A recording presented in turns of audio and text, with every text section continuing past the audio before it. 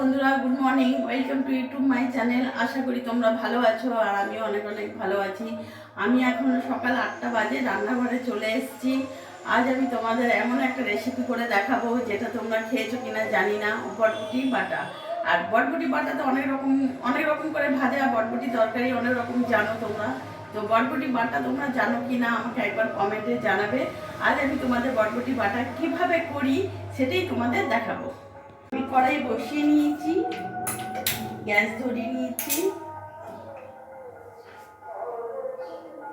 কড়াই আমি বসিয়ে নিয়েছি। বরবটি বাটার জন্য কি কি উপকরণ নিয়েছি একবার দেখিয়ে দিই। আমি এখানে দেশি বরবটি নিয়েছি, যেটা দেশি হয় ছোট ছোট, ওই বরবটিটাই নিয়েছি, ওটার বেশি টেস্ট হয়। দেশি বরবটি নিয়েছি, ভালো করে ধুয়ে কেটে আমি রেখেছি। এখানে কাঁচা লঙ্কা, শুকনো লঙ্কা দুটো মিক্স নিয়েছি।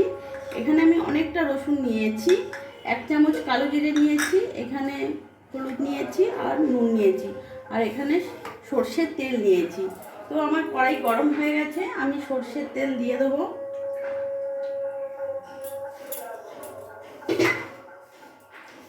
যে কালো জিরেটা নিয়েছি, কালো জিরেটা আমি দিয়ে দেবো।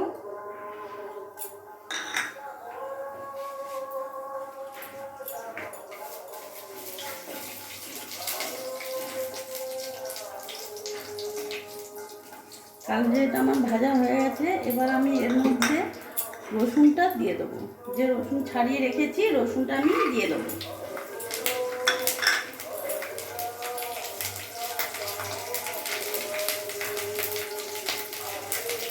এই রসুনটার মধ্যেই আমি শুকনো লঙ্কাটাও দিয়ে দেবো। হালকা বাদামি কালার পর্যন্ত আমি এটা ভেজে নেব।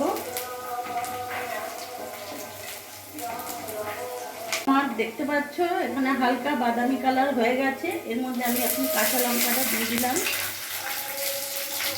কাঁচা লঙ্কা দিয়ে আমার এই বরবটি কাটাটা আমি পুরোটা দিয়ে দিলাম।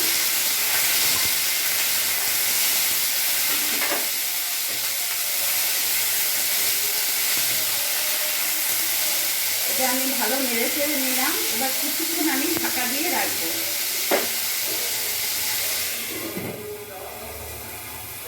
আমি এবার একটু ঢাকাটা খুলে নেব, ভালো করে নেড়ে চেড়ে। এবার আমি নুন হলুদটা দিয়ে দেবো।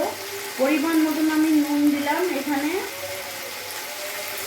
আর এখানে সামান্য একটু হলুদ দেবো। হলুদ দিলেও চলে, না দিলেও চলে।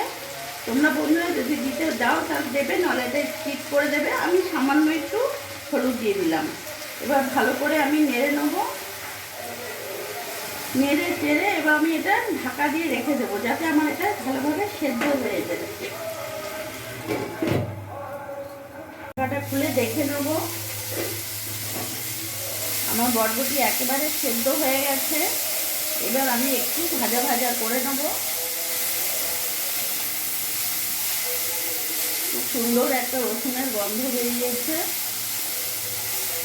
এটা আমার আরেকটু ভাজা ভাজা হবে, তারপর এটা আমি মিক্সিতে বেটে নেব। আমার এটা ভাজা ভাজা একেবারে হয়ে গেছে। এটা আমি নামিয়ে দেবো। বন্ধুরা, এখানে আমাদের কৃষ্ণ নাম হচ্ছে, হরিনাম হচ্ছে।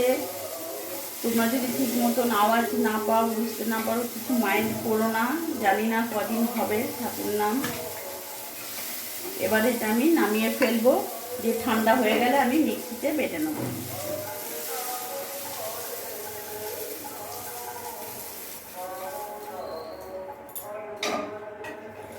এই যে বন্ধুরা, আমার এটা ভাজা হয়ে গেছে। এটা ঠান্ডা হয়ে গেলেই আমি এটা মিক্সিতে বেটে তোমাদের দেখাচ্ছি।